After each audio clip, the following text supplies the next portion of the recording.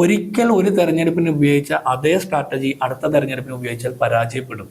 അത് ലോകം മുഴുവനുള്ള ഒരു തെളിയിക്കപ്പെട്ടൊരു വസ്തുതയാണ്. അപ്പോൾ കഴിഞ്ഞ തെരഞ്ഞെടുപ്പിലും PR വർക്കിലൂടെ അധികാരത്തിൽ വന്നു, ഈ തെരഞ്ഞെടുപ്പിലൂടെയും വരാമെന്നാണ് വിചാരിക്കുന്നതെങ്കിൽ PR കൊടുക്കുന്ന പണം ഉണ്ടെങ്കിൽ ലൈഫ് മിഷനിൽ വീട് കിട്ടാത്ത മനുഷ്യർക്ക് അടുത്ത ഗഡുവിന് പണം കൊടുക്കാം.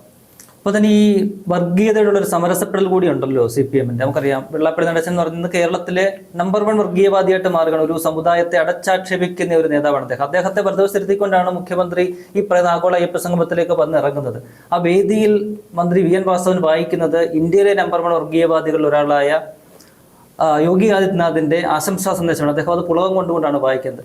അപ്പോൾ ആ ഒരു CPM-ന്റെ ഈ വർഗീയതയോട് സമരസപ്പെടുന്നതിന് പോലും ഒരു ഉടുപ്പില്ലായ്മ, അത് ഏത് രീതിയിലായിരിക്കും ഈ തെരഞ്ഞെടുപ്പിൽ അവർക്ക് ബാക്ക്ഫയർ ചെയ്യുക? CPM എല്ലാ കാലത്തും കേരളത്തിലെ ആളുകളെ കേരളത്തിലെ പൊതുജനങ്ങൾ പൊതുവേ ലെഫ്റ്റ് മൈൻഡഡ് ആണ്. ഇവിടുത്തെ എല്ലാ രാഷ്ട്രീയ പാർട്ടികളും ലെഫ്റ്റ് ആണ്.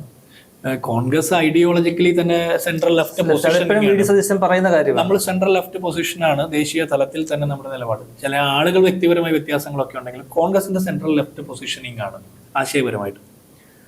കേരളത്തിലെ CPM ആണ് ലെഫ്റ്റിന്റെ മൊത്ത കച്ചവടക്കാരെന്ന് പറഞ്ഞുകൊണ്ടിരുന്നത്. ആ CPM-ന് പറ്റുന്നൊരു പാളിച്ചയാണ്. 9.5 വർഷം ഭരിച്ച ഒരു സർക്കാർ അയ്യപ്പ സംഗമം നടത്തിയിട്ട് ഞങ്ങൾ ശബരിമലയിൽ അയ്യപ്പന്റെ കൂടിയാന്ന് പറയുന്നു. തൊട്ടടുത്ത ദിവസം സംഘപരിവാർ സംഘടനകളൊക്കെ കൂടിയിട്ട് അടുത്ത സ്ഥലത്ത് നടത്തും. ഞാൻ പറയുന്ന പമ്പയിലും അല്ലെങ്കിൽ പന്തളത്തും അല്ല, സന്നിധാനത്തിരിക്കുന്ന അയ്യപ്പന്റെ മനസ്സിൽ എന്താന്ന് കൂടി മനസ്സിലാക്കട്ടെ. സന്നിധാനത്തിരിക്കുന്ന അയ്യപ്പനെ ആക്ഷേപിച്ചത് പിണറായി വിജയന്റെ സർക്കാരാണ്. ആക്ടിവിസ്റ്റുകളെ പോലീസ് യൂണിഫോം ഇട്ട് പോലീസുകാരുടെ അകമ്പടിയോടുകൂടി അവിടെ എത്തിച്ച് ആചാരലംഘനത്തിന് നേതൃത്വം കൊടുത്തവർ.